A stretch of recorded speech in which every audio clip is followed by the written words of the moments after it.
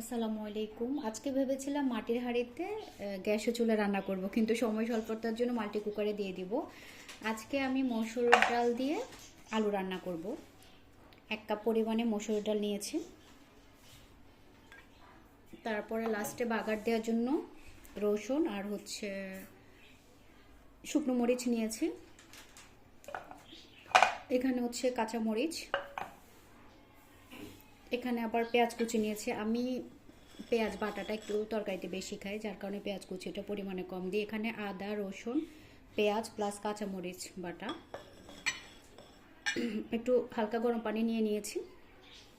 এরপরে এখানে একটু পিঙ্ক সল্ট দিলাম, হলুদ, মরিচ আর আপনার জিরা ধনিয়া পাউডার। লাস্টে আমার স্পেশাল একটা মশলা যেটা করি সকল গোটা মশলা দিয়ে, গরম মশলা দিয়ে, সেটা দিব লাস্টে। এখানে আমি 4টা আলু কাটিয়ে নিয়েছি ছোট ছোট করে। এখন আমি মাল্টি কুকারে বসিয়ে দিব। মাল্টি কুকারে আমি এখন মিডিয়াম দিব ভলিউম। অনেকে মনে করে থাকেন বিল বেশি আসে, আসলে বিল কিন্তু ওইভাবে আসে না, কারণ আমি নিজেই টুকটাক রান্না করি, অনেকক্ষণ সময় নিয়ে মাঝে মাঝে রান্না করি। টুকটাক যে রান্নাগুলো করি কয়েকটা আইটেম দেখা যায় 5-6 ঘন্টাও লেগে যায়। 7-8 ঘন্টা রান্না করলেও প্রতিদিন 8 টাকা বিল আসবে, তাহলে মান্থলি যা আসে আর কি। 7-8 ঘন্টার বেশি তো আমাদের অ্যাটলিস্ট গেস্ট ছাড়া রান্না হয় না, তাই না? গেস্ট আসলে এতটা রান্না করা হয় না। এগুলো আমার রফিনুর অনলাইন ভ্যারাইটি স্টোর পেজে পাবেন। এখানে স্ক্র্যাচ পড়বে না, আসলে আমার হেল্পিং হ্যান্ড নেট দিয়ে ক্লিন করতে গিয়ে, যেগুলো দিয়ে আমরা পাতিল ক্লিন করি, নেট দিয়ে ক্লিন করতে গিয়ে স্ক্র্যাচ ফেলছে, কিন্তু এগুলোর জন্য আলাদা নেট ব্যবহার করতে। সফটগুলো 4টা হাঁড়ি আছে, বাকি 2টা ঠিক আছে, 2টাতে স্ক্র্যাচ পড়ে গিয়েছিল, বুঝতে পারেনি আর কি। কিন্তু আপনাদের স্ক্র্যাচ পড়বে না যদি আপনারা ননস্টিক চামচ, তারপরে আপনার কাঠি, তারপরে সফট সফট নেট দিয়ে, মানে সফট নেট টাইপের ওগুলো ব্যবহার করেন হাঁড়িতে, তাহলে স্ক্র্যাচ পড়বে না। অনেক কম সময় লাগে, সময় কম লাগে, বিলও কম ওঠে। অনেকের ধারণা ভুল আছে, আমারও ধারণা ছিল যে অনেক বিল আসবে। তো আমার কাছে ভিডিওর জন্য ভালো লাগে, তাই আমি মাল্টি কুকারে রান্না করি, আর গ্যাসে চুলায় যাই না। যাই হোক, রান্না শুরু করে দেবো। এখন তেল দিয়ে দিব। তেল দিয়ে দিয়েছি। এখন পেঁয়াজ কুচে দিব, বাগার দিব, তো তাই তেলের পরিমাণটা আমি পরিমাণ মতোই দিয়েছি।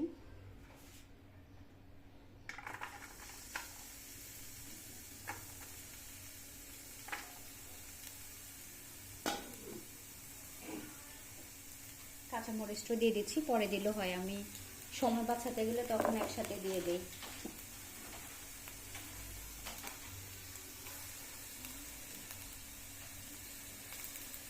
আজকে সব একসাথে দিয়ে দিচ্ছি, ভালো করে কষিয়ে নিব। অনেকদিন এভাবে মসুর ডাল দিয়ে আলু রান্না খাওয়া হয় না, তাই আজকে রান্না করছি।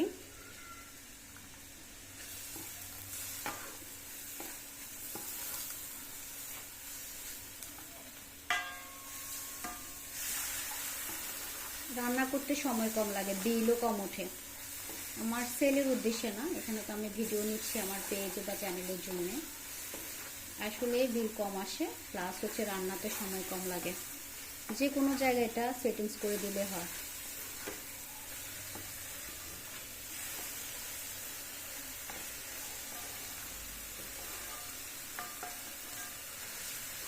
আমার রাইস কুকারের চেয়ে মাল্টি কুকার ভালো লাগে। আমি মাল্টি কুকারেই রান্না করি, যখন একটু রান্না করতে ইচ্ছে করে তখন।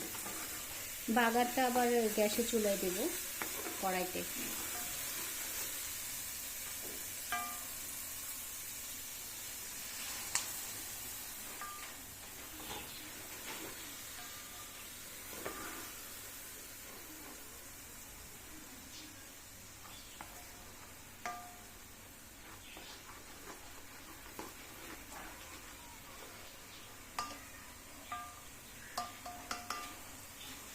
এবার আমি মসুর ডাল দিয়ে দেব।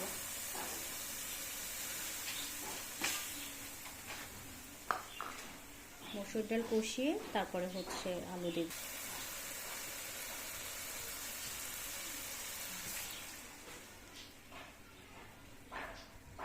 ডাল ফেটে আসছে, এখন আমি আলু দিয়ে দিব।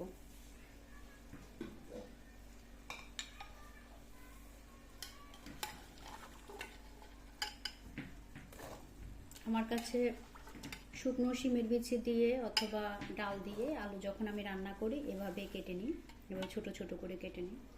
যে যেভাবে পছন্দ করেন ওভাবেই কাটবেন।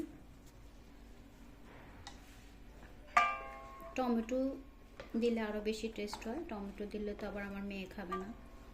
আচ্ছা,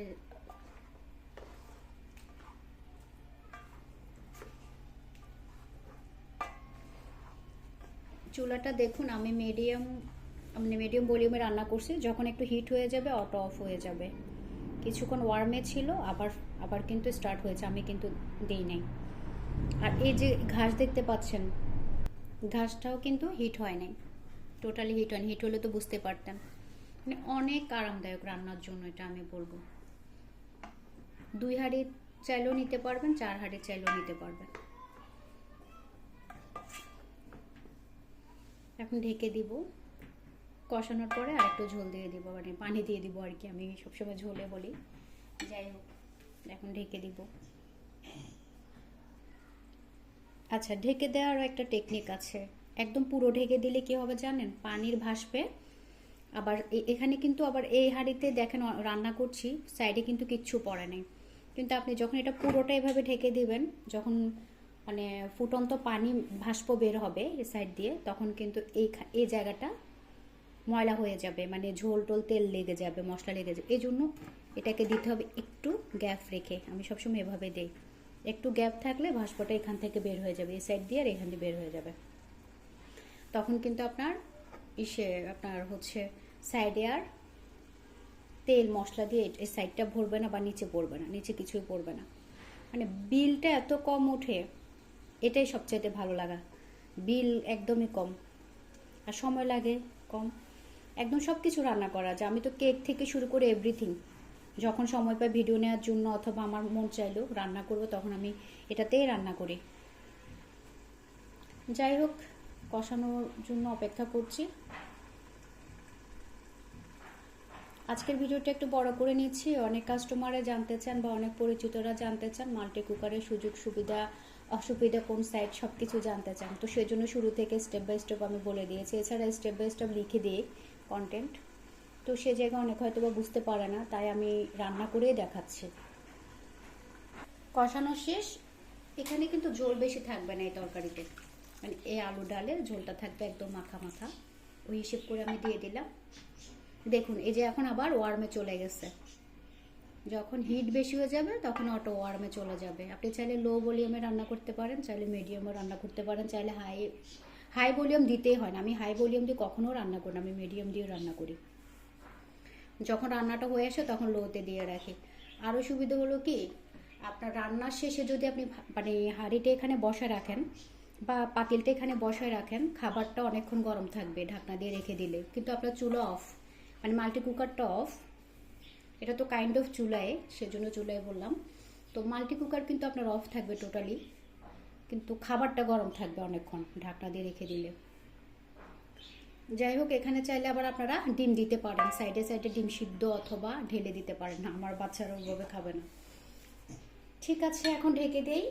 এবার লাস্টে বাগার দেওয়ার সময় শেয়ার করব। সবাই ভালো থাকেন এ পর্যন্ত। আজকে ভিডিওটা একটু বড় হয়ে যাচ্ছে। এই যে দেখুন, এখন কিন্তু আবার অটো আসছে, ওয়ার্মের পরে অটো আসছে। এভাবে ভিডিও আর নেওয়া হয় না, শুধু রান্নাটাই দেখিয়েছি আজকের জন্য। আমি হচ্ছে শুরু থেকে দেখাচ্ছি। আমি কিন্তু এখনও কিছু করি নাই, শুধু একবার যে মিডিয়ামে দিয়ে রেখেছিলাম সেখান থেকে ওয়ার্মে চলে যায়। আর হাইতে দিলে তো মনে হয় আরও কম সময় লাগবে রান্না করতে।